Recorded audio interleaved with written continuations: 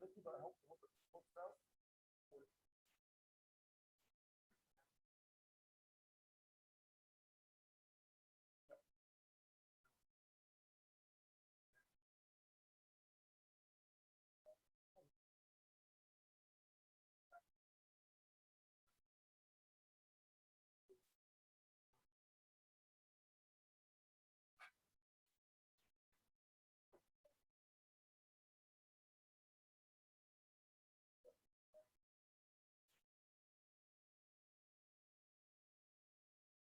Yeah, well, I'm sure. Well, I have worked with the Garden Food Co-op. Um, yeah, no, you didn't wanna. Hi Dan, how are you? So you can have a seat anywhere up here. Yeah, yeah, yeah. Also looks good. Yeah, yeah. I think we're gonna have a few. I had a few people respond and say they were gonna to listen and hear about the broadband stuff. But I really haven't seen a lot of traffic on this. On either side of the piece. Ryan, yeah. Yes, by that.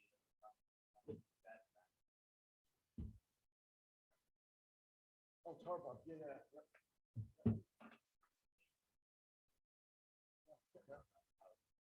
Well, that's nice of him to ask. The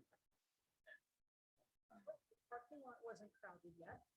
No, like I said, I really don't know. I mean, it's been crickets mostly. He sent 1,200 direct mailers to people, and it's crickets. So I really hope that means people are just fully informed. Right. Yeah.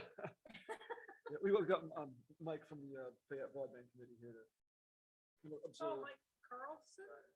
Carlton. Son. Cool. Well, I brought my notes from when we met with Brian Lippold Oh, good. yesterday via Zoom. Yep, that'll be helpful. So Fayette did put in, they're finishing your polls this week, right? There's the answer.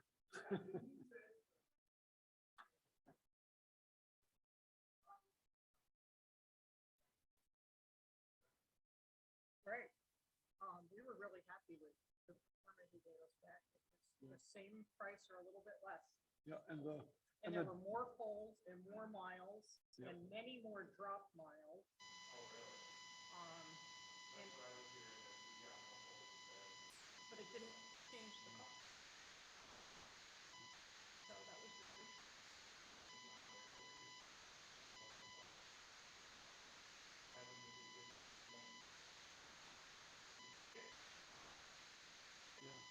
Right. it's a Well, possibility. I think at this stage, they're still going on what people are currently giving prices. But by the time we all get together, will those still be or will they be close enough that contingency will? Yeah. If we get the go.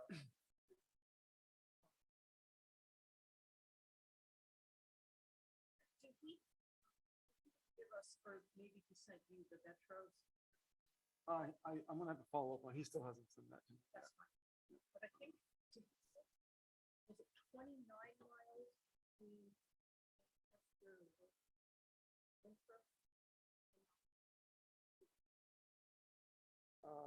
I think it might have been something like that. I don't recall exactly. I can look, but So yeah. like you have roads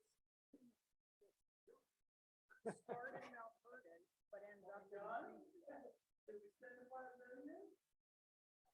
like hook around, and so when they get to the end, that part is in Reedfield, but this whole loop is Mount Vernon, this part's Reedfield, so if Mount Vernon's not doing it, Reedfield has to put that in. So what we started talking about was You can set up here, and they gave us all the poll ID and all the subscriber information. So if Mount Vernon doesn't do At the it, transfer station, Mr. since they're Town running it Manager. there, they can. I do an wasn't hour and a there. half. I know you And I were. was like, that's really cool. I was. They might not be Reedfield residents, but they would be, I don't understand. if they wanted to That's subscribe, still they wouldn't be good, paying the tax fee. But they could get the service. Now, if Mount Vernon eventually comes online, we've had some, I don't think there were any Fayette roads like that.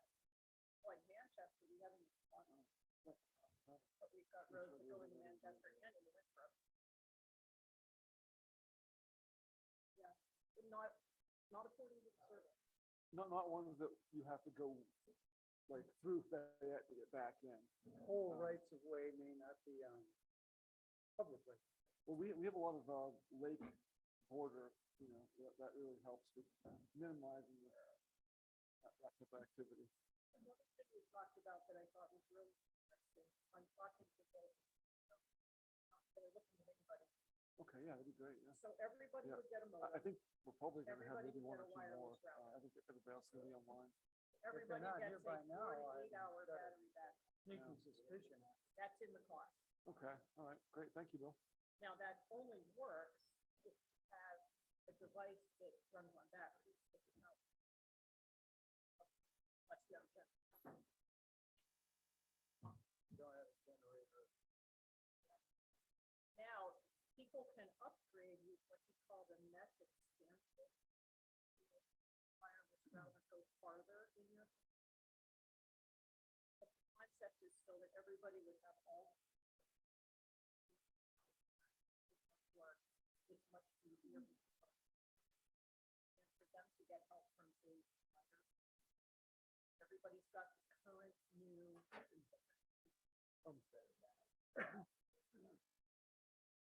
Right, and it could just.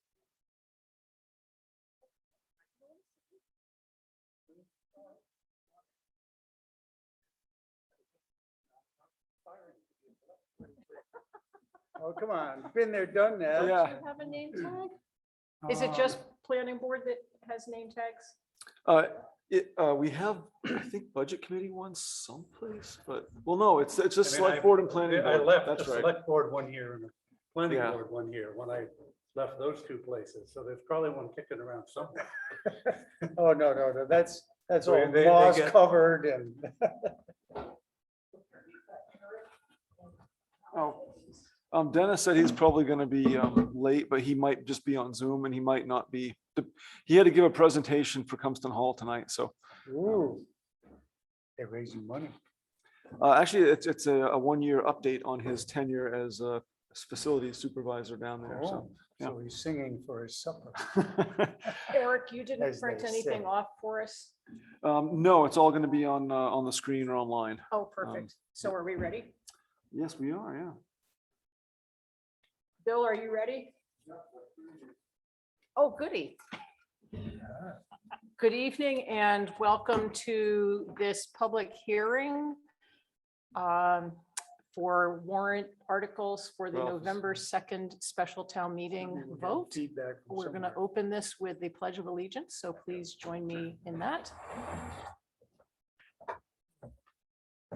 Pledge allegiance to the flag of the United States of America and to the republic for which it stands, one nation, under God, indivisible, with liberty and justice for all.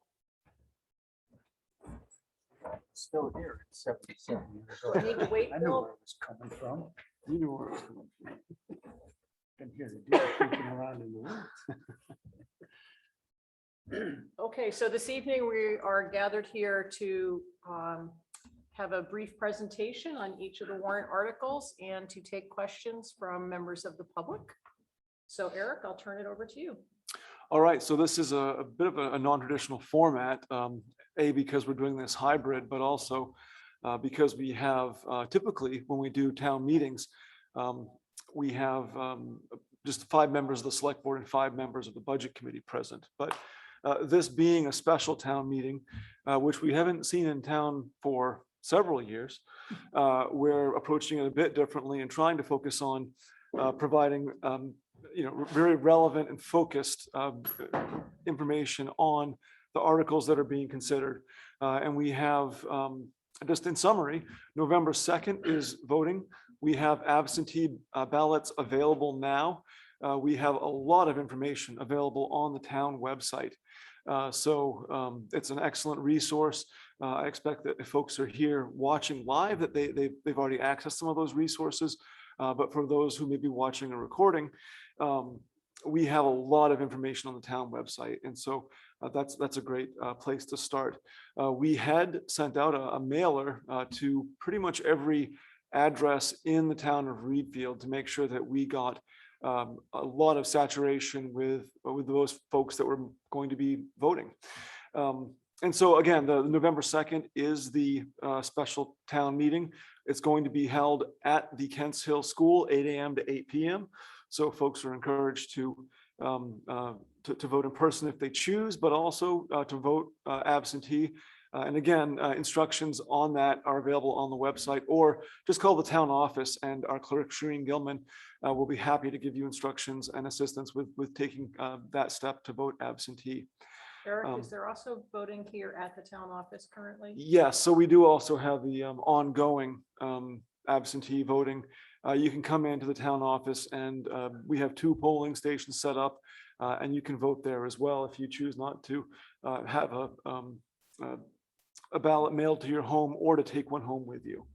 So lots of different options to be involved.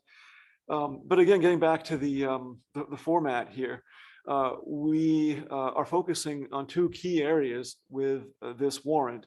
The first set of questions is broadband. I believe Articles 2 through 4 are, thank you, Catherine, are broadband related articles, and Articles 5 through 10 are relating to land use articles. And those 2 areas are just, that's really it. That's what we're here for. That's what we're going to be voting on.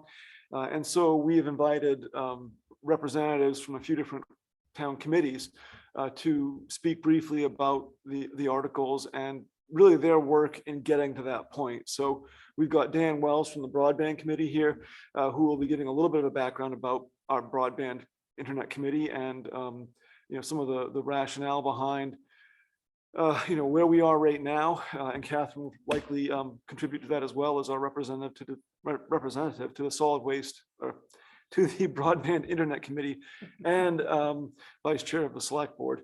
We have Andy Tolman here from the Budget Committee, who did consider the sole financial article being the bonding, potential bonding for the broadband infrastructure project. We also have, it looks like, Jack Comart here from the Planning Board to talk about the articles that relate to land use. And I'm here to facilitate and kind of fill in the gaps, where I can. So I think that is about it for general introductions. And the format here, as Catherine said, is going to be just a short summary from each of the representatives that we have here today, and then opening it up for questions and comments from the public in the audience here and online. So Catherine, I guess I'll hand it back to you to start running through the. Dan, do you want to take that? You want me to? I can Great. fill in as much as I have and then Okay. fill in the gaps. So I'm Dan Wells. I'm the chair of the Broadband Committee. I've been the chair since about February, March, that time frame. Before that, Catherine and Eric had taken it and ran with it for a while. So what we've done in the committee is we went through and we figured out how many people had broadband, how many people didn't have broadband, and then looked at the options that were available. Obviously, there's a bunch of options available. One of the options that were being looked at even before I was on the committee was fiber to the home. Now there are 2 options on fiber to the home. One of them is with, I wrote this down, the West Kennebec Lakes Community Broadband Association, which is a group of towns in the area which would, if you will, run the whole broadband, would run it, the whole system, if you will.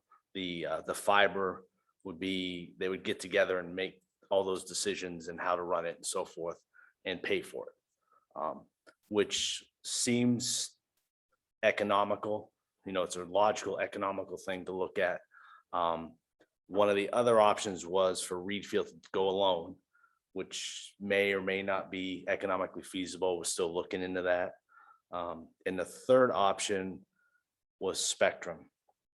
Love them or hate them, they're here.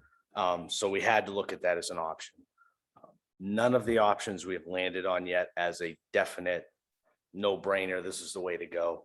We're still looking at them all, and that's what these articles essentially do.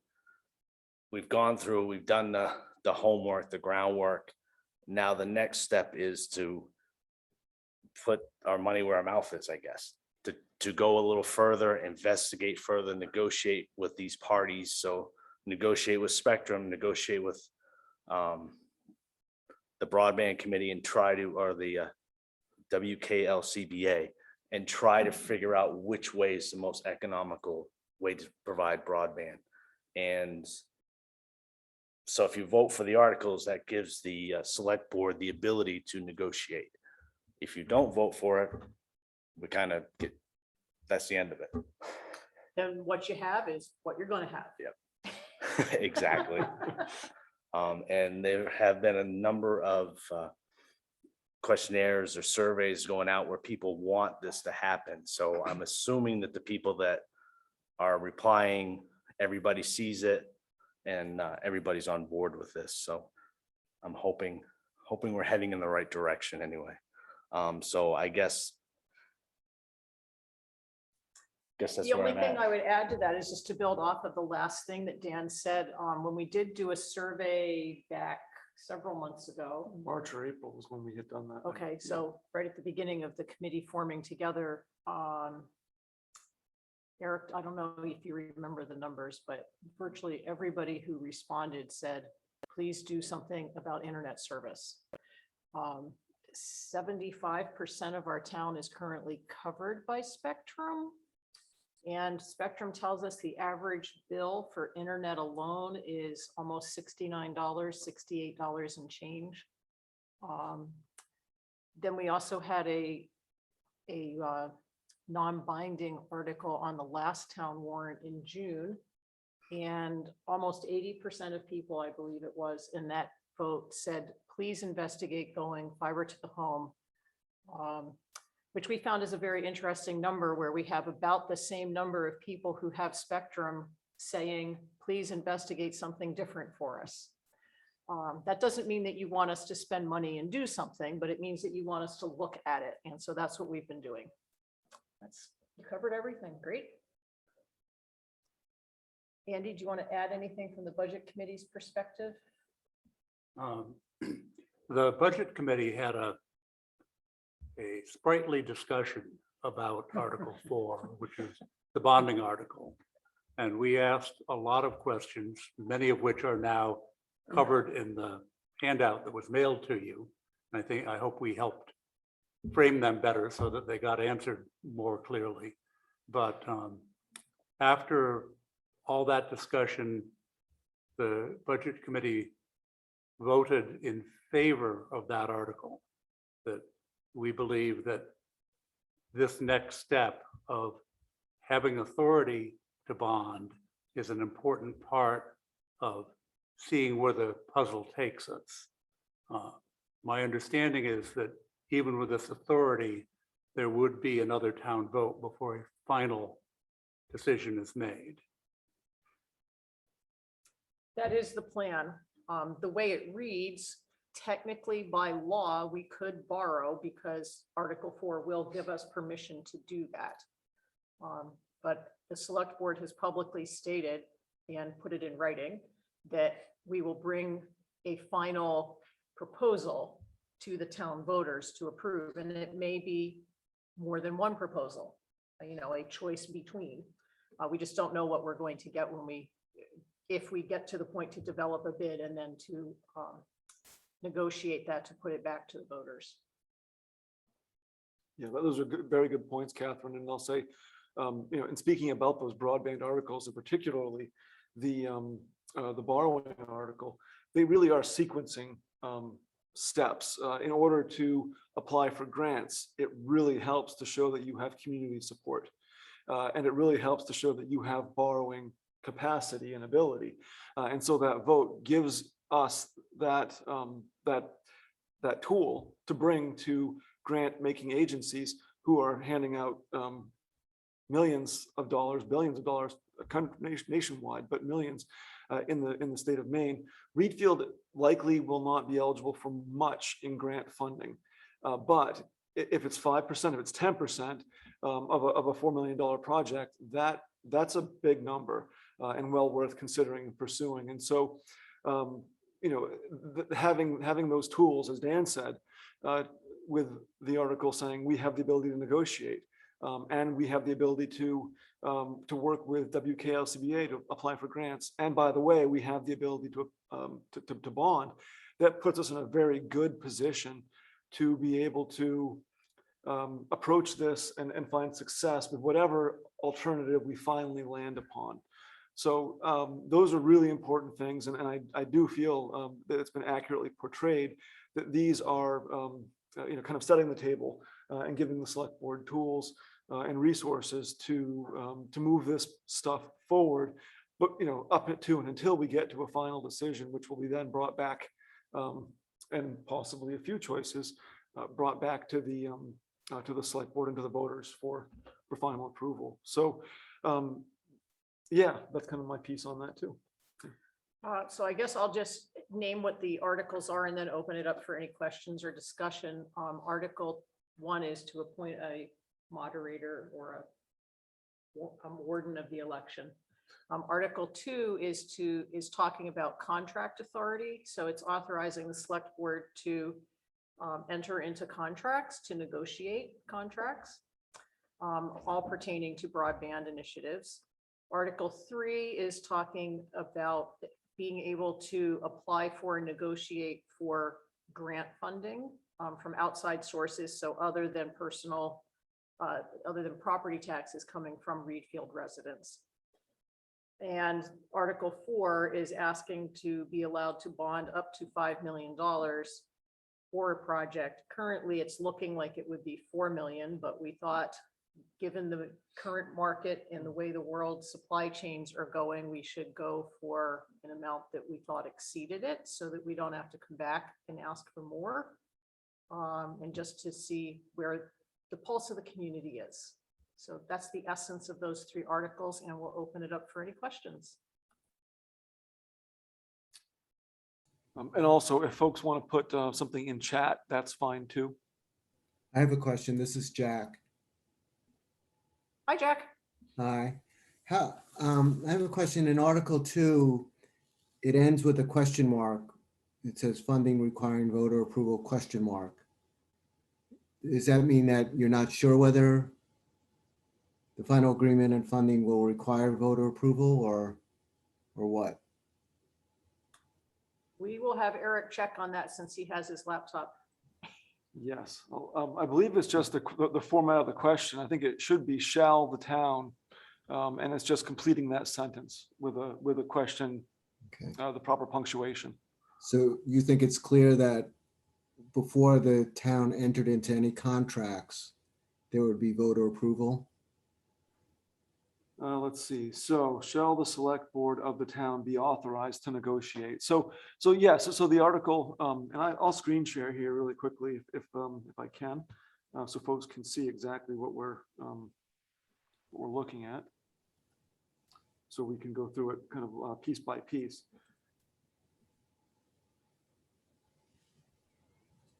All right, how's that? There it is. Here we go. All right, so Article 2, Read it. shall the select board of the town be authorized to negotiate one or more agreements? So that really does say that the select board will be given authorization by this article to negotiate. And it then references about broadband and third-party providers, which we expect that Spectrum is going to be the primary player here, but there could be others. There could be other companies that are wanting to provide service. It could be Axiom. It could be somebody else in the field that might want to come in. Not likely, but it's a possibility. So that was left open. And with any final approvals and funding requiring voter approval. So that question really, question mark really relates to the piece about shall the select board be authorized. the fact that any final approval requiring voter approval, that is a fact. That article states that voter approval is required for any contract that's negotiated. You think it clearly says that? I do. Okay. We did pass it by legal counsel who thought it was an appropriate article. And if there's any ambiguity on it too, Jack, I can say, I think with certainty that the intent and the direction of the select board, just as with the other articles, including the bonding article, is to move this stuff forward, to have the ability to move it forward, and then bring anything final back to the voters. Because no matter what solution we do, if there's a change in broadband, stop sharing now for a second. If there's a change, if we work with Spectrum, if we work with WKLCBA, if we do this alone, there will be a financial impact. Some of these scenarios look like it might be a net zero out of someone's wallet, and they might even save money depending on how things shape up. But there's going to be a tax impact, almost certainly. But again, it's important to note that what you might be paying in taxes could be, and in a few different scenarios, would be offset by what you're not paying in fees to another service provider for internet. So it's a bit of a complicated thing, but I just want to make that point. This is a general question. Is there a requirement that there be only one provider? I mean, if let's say you decide to go with this town consortium, would Spectrum still have the right to provide service here, and people would choose between the consortium and Spectrum or whatever? Yes. I'll answer that. Catherine can answer that one. Yeah. Yes. If we build a fiber to the home network, that would be what's called an overbuild. So we would be putting up our own lines, and Spectrum and Consolidated would both still have their lines there. Okay. And then people would be making a choice between what service they want to receive and what price they want to pay. If we build a fiber to the home network, it will be 1 gigabyte up and 1 gigabyte down. And from what we've been told by virtually everyone, there would be less than 1% of the population in this town that would ever possibly use a gigabyte in either direction. It would allow folks to have 3, 4, 5 people at home streaming, doing meetings like this on Zoom, doing anything, and with absolute no interruption. So there would be a huge difference in the types of service that are offered, and the cost is looking to be the same or slightly more or slightly less. And by slightly, we're talking $5 a month. We're not talking half again as much. But yes, it is called an overbuild. Okay, thank you. Welcome. Is there anyone else who'd like to make a comment or ask a question? We don't have anyone here in person from Reedfield who is participating. So if I don't hear from anyone online, we'll progress on to the planning board issues. Okay, Eric, do you want to introduce or have Jack start now? Well, I'll just introduce Jack. He is the vice chair of the planning board. He just asked some excellent questions about broadband, and hopefully he'll answer some excellent questions about land use, because Jack has been active in helping to move some of these much needed improvements and clarifications to the land use ordinance forward. I will say from an administrative perspective that these type of revisions are made every single year. And typically made without much fanfare. And we did have a bit of some confusion and an issue this June about the land use changes.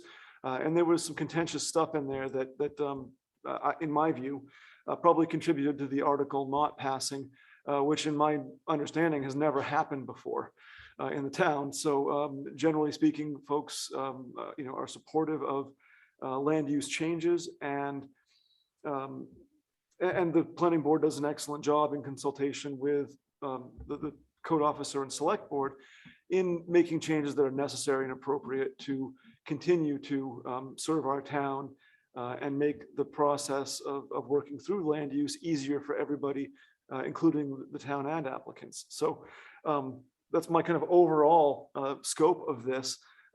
In moving these articles from June, we did take the step of breaking them from a single article into several, and we excluded that item that appeared to be contentious in June in order to make sure that we didn't have any undue burden on the other very important changes that we're considering in November. And that article is not being disregarded, it's being moved forward. So the planning board is still considering that other article that would come up most likely at the next June town meeting. Is that correct? As far as I understand it, yes. Yep. So Jack, if you want to get into the details. I don't have much more to add, Eric. That was great. So we're not dealing with community centers or clubs at all. And we're taking the rest of what we had proposed in June and breaking it into separate issues so that there's no confusion and people can decide to vote up or down on each thing rather than as a package of 6 or 8 changes. And most of the changes are grammatical changes or to clear up ambiguities that we come across when we are faced with having to make decisions. A lot of it has to do with non-conforming structures, which are generally structures in the shoreland zone. And the stated policy goal for the state and for the town is to, over time, get rid of non-conforming structures. Those are structures that are generally too close to the water. And when it comes time to rebuild them or move them, these changes will give us, the planning board, and also the homeowner more flexibility. Our goal is to move these houses further away from the water when necessary, when somebody makes an application before us. And this will allow the homeowner to reduce other setbacks aside from the water to move the house back further. So really we're providing more flexibility in the siting of structures in the shoreland zone. Most of the other changes are really grammatical or filling in some gaps. So I don't feel like getting into each of these issues unless people have questions. I will say at the end, the solar ordinance reference amendments. The solar ordinance did pass in June. That was a separate warrant article. And this change, this Article 9, is to just incorporate it as part of the land use ordinance. So when we review solar projects, we also review them under the administrative structure of the land use ordinance. So it's just most of these are really housekeeping issues. The commercial industrial district, this change arose because the solar project that's going to be built on Route 17 is over 5,000 square feet, and generally large projects like that, we like to have come to a town vote. We were advised by the town attorney that our ordinance didn't cover infrastructure projects like electrical generation facilities like that. So this change is to make sure in the future that if a large infrastructure project was to come about, that the town would have the right to vote on it. So those are the basic changes, but I'd be happy to answer any specific questions. Eric, can we go back to the screen to see all the viewers? And that would be Bill. Yep. But Oh, I don't have Bill. that kind of power, Catherine. I'm sorry. Great job, Bill. Thank you very much. So at this point, if you have any questions or comments on any of the, I think there are 6 articles for the planning board, Jack is available.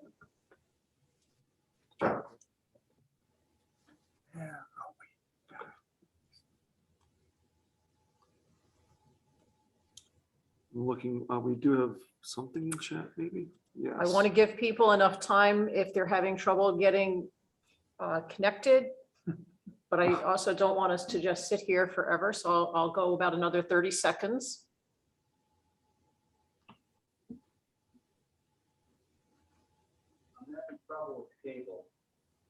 Okay. So we will We have trouble with cable often. It's Spectrum cable. But I shouldn't have said that, but It's an honest fact. but I will say that this meeting is being recorded and we will rebroadcast on cable, hopefully with sound.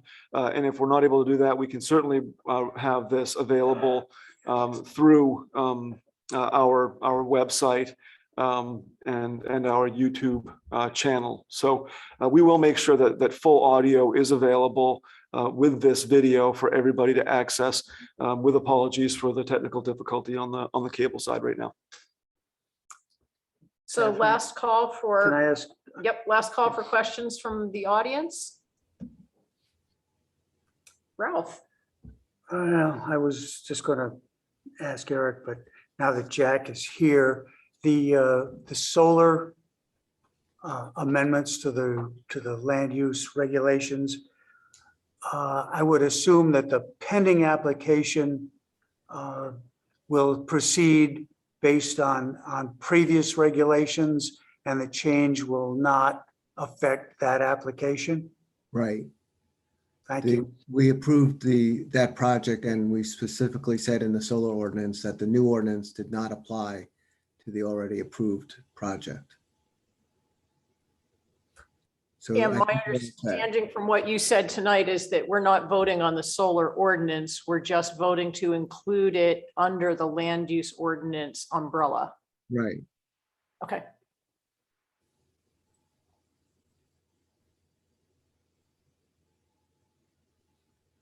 Okay, well, seeing no further comments, I would just like to thank everybody for attending and remind you where we started this evening, that there is a special town meeting vote taking place on Tuesday, November 2nd. You can vote here at the town office currently via an absentee ballot in the office. You can pick one up and take it home with you, or you can call and ask to have one mailed to you. Or you can vote in person on election day at Kents Hill School from 8 to 8. 8 to 8. 8 to 8. Yeah. And if you have questions, any questions before then, please feel free to send us an email, reach out to either myself, members of the select board, members of the budget committee, members of the planning board, members of the broadband internet committee. We're all here to help folks understand what's going on, and hopefully we have a good turnout. We do have a state referendum as well, something about a power line that might draw a few people in, but hopefully folks can vote on our stuff as well. And with that, I will call this meeting closed at 7 o'clock. Thank you very much.